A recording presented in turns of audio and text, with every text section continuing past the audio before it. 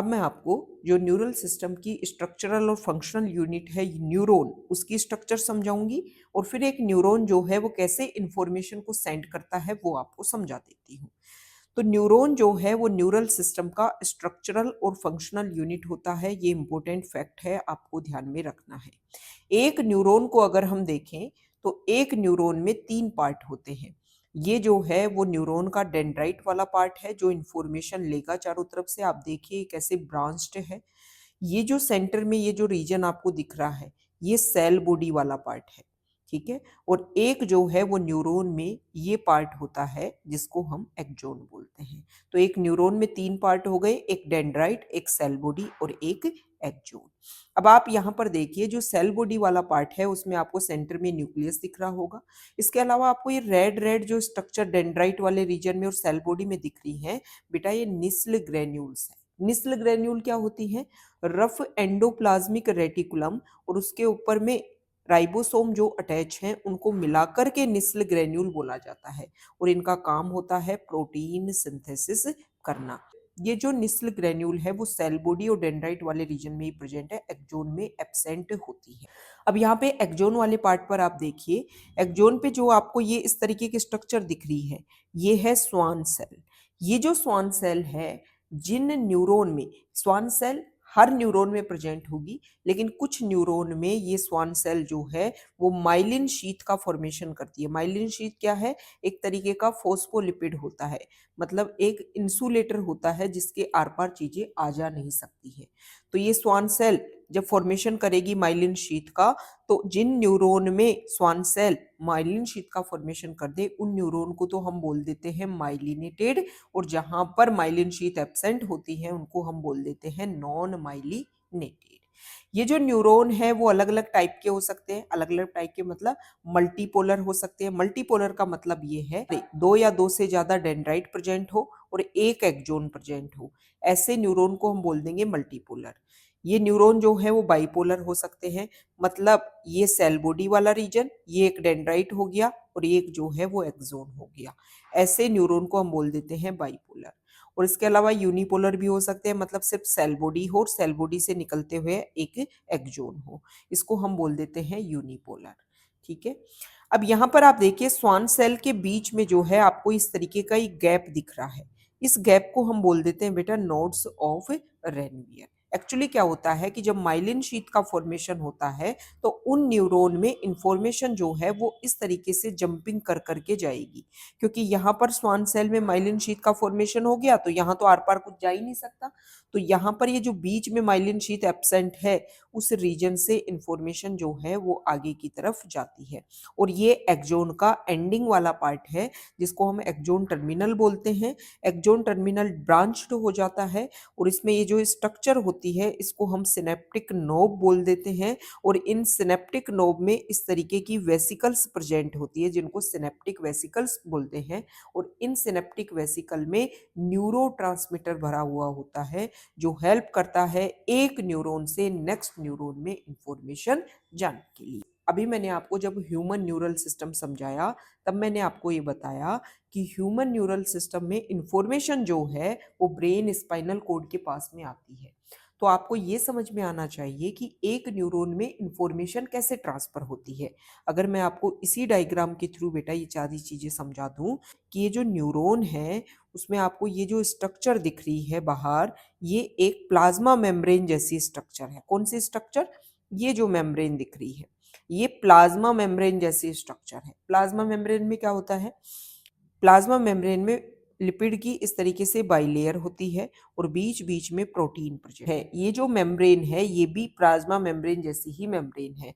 ये जो thin structure आपको दिख रही है इतनी थिन है नहीं, रियल में इसका जो स्ट्रक्चर है वो ऐसा बना हुआ है। ये न्यूरॉन क्या है? एक स्पेशलाइज्ड सेल है। सेल ने अपने आप को इस तरीके से कन्वर्ट कर लिया। तो यहाँ पे जो सेल के बाहर वाला रीजन है वहां पर सोडियम आयंस जो हैं वो ज्यादा होते हैं और सेल के अंदर वाला जो रीजन है वहां पर पोटेशियम आयन ज्यादा होते हैं।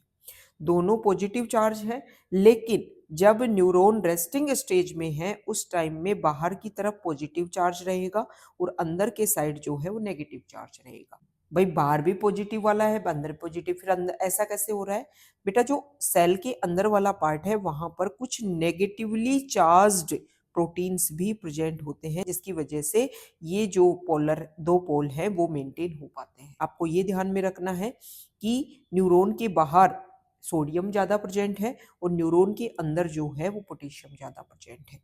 अब क्या होता है कि यहाँ पे जो प्रोटीन प्रेजेंट होंगे, ये प्रोटीन जो है वो दो तरीके के रोल प्ले करते हैं।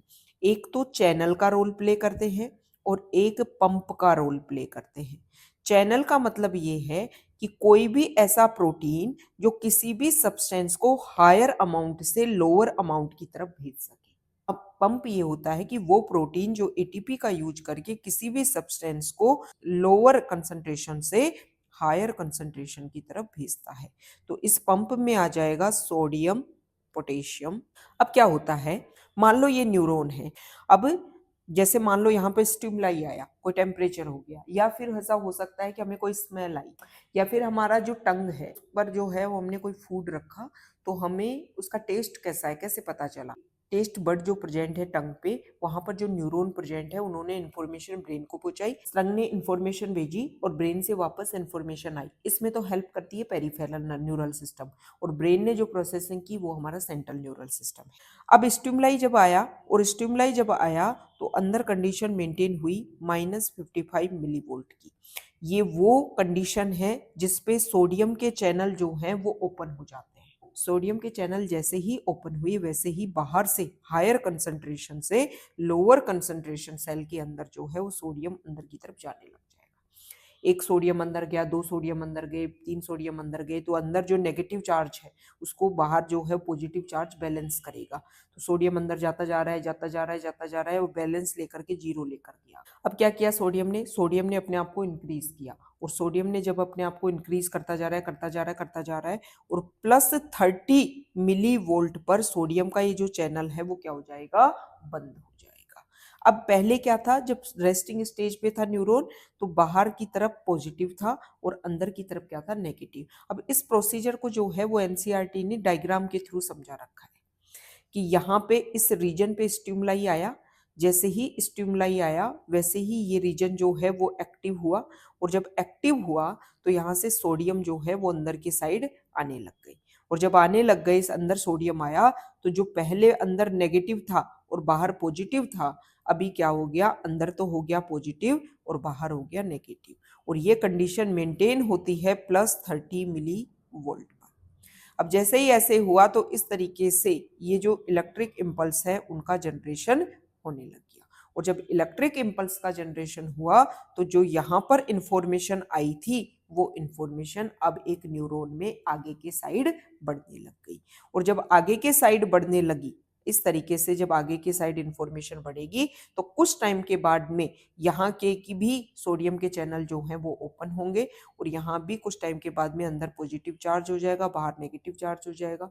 फिर यहाँ पर इस तरीके से जो है वो करंट जनरेट होगी और इन्फॉर्मेशन आगे की तरफ बढ़ेगी। तो ये होता है एक न्यूरॉन में इन्फॉर्मेशन जो है वो कैसे भेजी जाती है। अब +30 मिली वोल्ट पर सोडियम के चैनल जो हैं वो तो बंद हो जाएंगे, और पोटेशियम के चैनल जो हैं वो ओपन हो जाएंगे, और यहाँ से पोटेशियम जो है वो बाहर की साइड जाने लग जाएगा। और कब तक जाएगा? जब -90 मिली वोल्ट तक ये बाहर जाएगा। जब ये न्यूरॉन जो है वो रेस्टिंग स्टेज पे रहता है -70 मिली वोल्ट। अब जब हमें इसको नॉर्मल कंडीशन में लेकर के आना है तो हमें कहानी कहाँ तक लेकर आनी है? -70 मिली वोल्ट पर।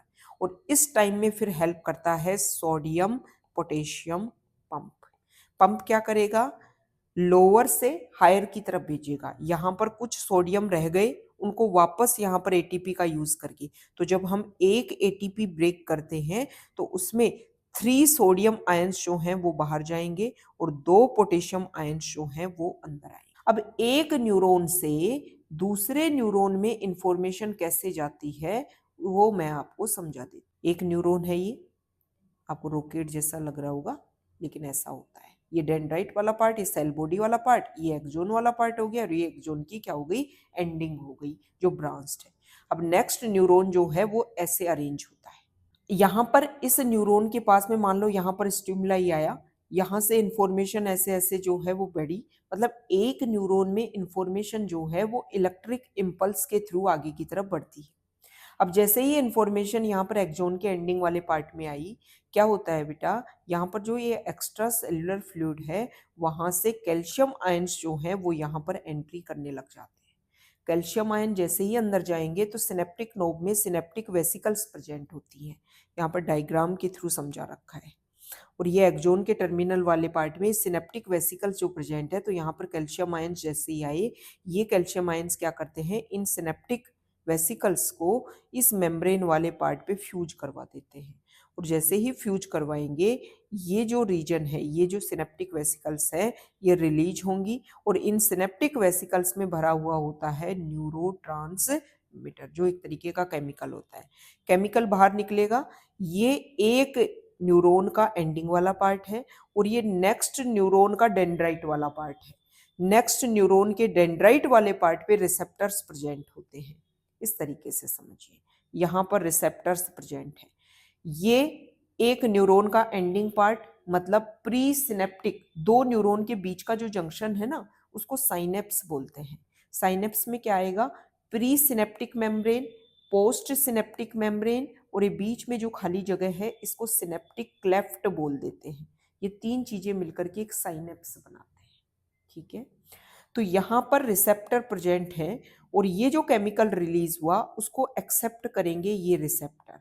और जैसे ही इस केमिकल इन रिसेप्टर के ऊपर आया, अटैच हुआ, सेम कहानी जो है, जो इंफॉर्मेशन इस केमिकल के थ्रू आई, उन्होंने सेम कहानी जनरेट की, मतलब स्टिमुलस आ गया, सेम जो बाहर पॉजिटिव है अंदर नेगेटिव है, फिर कहानी क्या होगी, अंदर सोडियम आयन आएंगे, फिर अंदर पॉजिटिव चार्ज हो जाएगा, बाहर नेगेटिव चार्ज हो जाएगा, फिर करंट जो है वो जनरेट होगी और एक न्यूरॉन में कहानी जो है वो आगे बढ़ेगी। फिर इसका एंडिंग वाला पार्ट आएगा, फिर नेक्स्ट न्यूरॉन प्रेजेंट होगा, उस पर रिसेप्टर्स प्रेजेंट होगी। तो इस तरीके की जो इंफॉर्मेशन को सेंड किया जाता है उसको हम बोल देते हैं केमिकल साइनेप्स, क्योंकि यहाँ पर केमिकल का रोल आया है एक न्यूरॉन से नेक्स्ट न्यूरॉन में इंफॉर्मेशन को भेजने के लिए।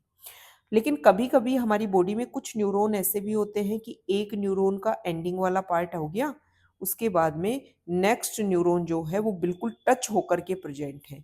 तो यहाँ पे बीच में जो साइनेप्स है उसमें खाली जगह नहीं है, उसमें कैविटी प्रेजेंट नहीं है, तो यहाँ पर केमिकल का रोल नहीं होता। इस न्यूरॉन में जो इन्फॉर्मेशन इलेक्ट्रिक इम्पल्स के थ्रू आ रही है वो ही यहाँ पर टच वाले पार्ट से वही इलेक्ट्रिक इम्पल्स आगे की तरफ आ जाएगी, तो यहाँ पर केमिकल की रिक्वायरमेंट नहीं है। ऐसे जंक्शन को हम बोल देते हैं, ऐसे साइनेप्स को हम बोल देते हैं इलेक्ट्रिक साइनेप्स।